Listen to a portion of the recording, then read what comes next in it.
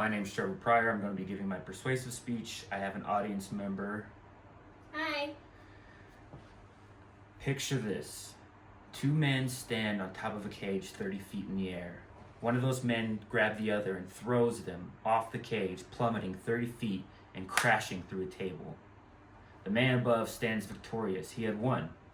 Or so he thought, because the man below gets back up and he looks at the man above, because he knows he has to defeat that man. He knows that he has to defeat evil.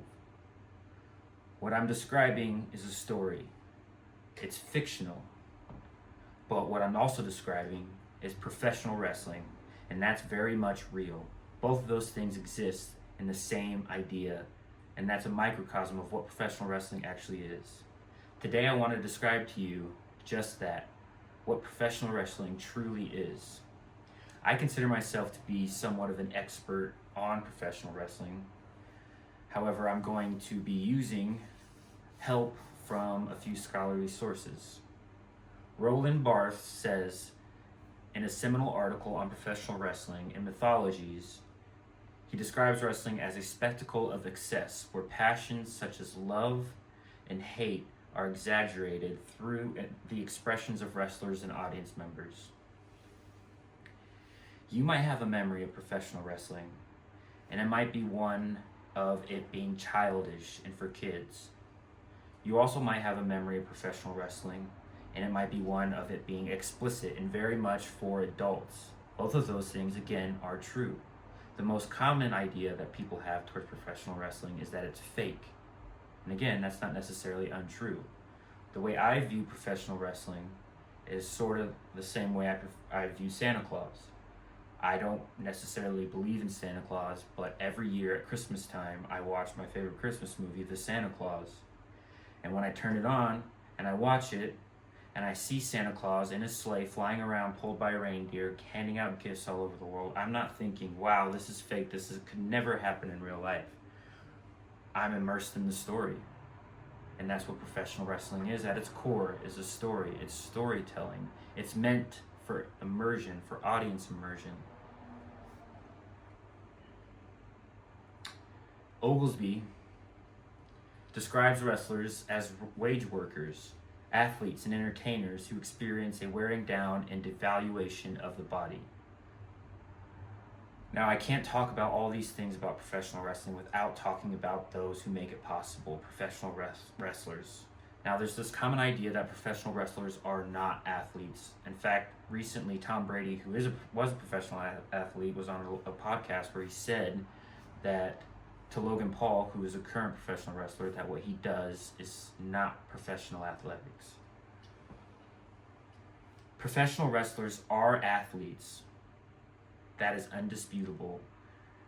They perform physically demanding moves like pile drivers, swanton bombs, German suplexes, ankle locks. They throw each other through tables. They hit each other with chairs. They throw thumbtacks on the ground and slam each other into them. They have matches that will start in the middle of the ring and continue on outside of the arena, into the street, and into a nearby river. That's true. That's happened.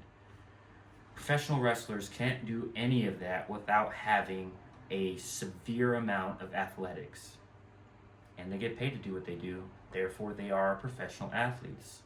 My next point is that there are professional wrestling schools. And in those schools, it could take years of training every day in order to graduate. And they perform the same exact things that professional athletes do with conditioning, strength training, lifting weights.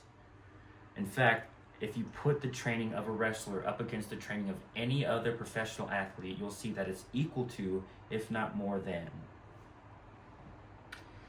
Bigsby says, every wrestling show is a successful work if the audience is caught up in the show and believes the emotion and fighting to be real. My last point is on the cultural impact of professional wrestling. Professional wrestling is medieval times. You go to the show, you sit down, you have dinner, you watch the two knights battle it out, and you root for the one that you want to win.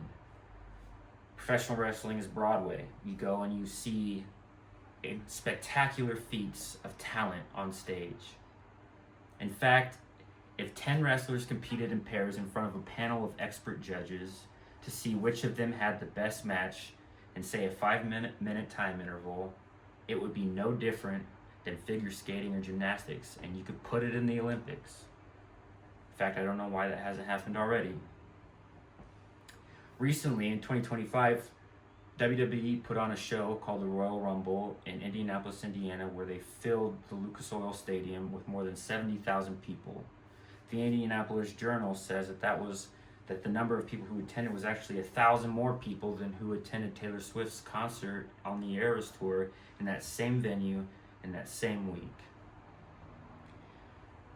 Television Statistics Agency reports that venue, that show, received more than 3.3 million viewers, which is more than some games of the Stanley Cup, the NBA Championship Finals, and the World Series. And it's actually more than the per viewership episode of shows like NCIS and Grey's Anatomy. Wrestling, when I was a child, I turned it on and I looked at it and I didn't think, man, this is fake. I thought, man, this is something that's unlike any other thing that exists. In fact, Malcolm Gladwell himself described professional wrestling as the purest form of entertainment. While I would have liked to have given you this speech in a little bit more impromptu, natural setting, it's very much a conversation to be had over drinks or in a bar. I was confined by the parameters of this assignment.